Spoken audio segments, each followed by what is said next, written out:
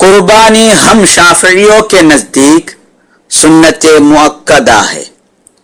ईद के दिन और उसकी रात के खर्च से ज्यादा अगर किसी के पास इतना माल हो जिससे एक छोटा जानवर या एक बड़े जानवर का 7वां हिस्सा खरीद सकता हो तो कुर्बानी सुन्नत मुअक्कदा है, वाजिब नहीं, ना ही फर्ज है, सुन्नत है।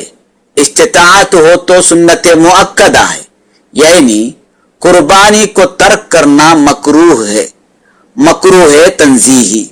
इसलिए कि सुन्नत मुअक्कदा का तर्क मकरूह तंजीही है हम शाफियों के नजदीक।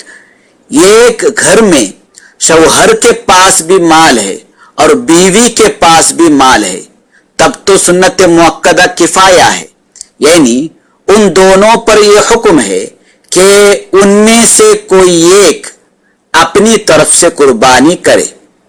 अगर उनमें कोई एक अपनी तरफ से कुर्बानी करे तो दोनों के ऊपर कुर्बानी करने का मुतालबा था वो साकित हो जाएगा। यानी शौहर ने कुर्बानी की तो बीवी का कुर्बानी न करना मकरूह नहीं, बीवी ने की तो शौहर का कुर्बानी न करना मकरूह नहीं। याद रहे कि सवाब सिर्फ कुर्बानी करने वाले को मिलेगा। शौहर ने कुर्बानी की तो शौहर को सवाब मिलेगा और बीवी ने की तो बीवी को मिलेगा।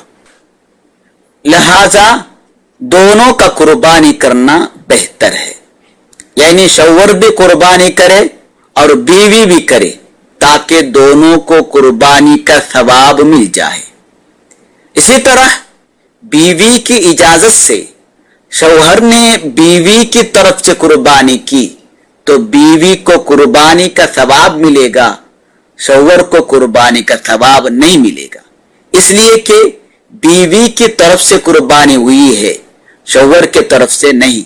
अलबत्ता शौहर पर कुर्बानी करने का जो मुतालबा था वो साक़ित हो जाएगा, यानी शौहर मकरूह का मुर्तकिब नहीं होगा, इसलिए कि घर में बीवी की तरफ से कुर्बानी हो गई है।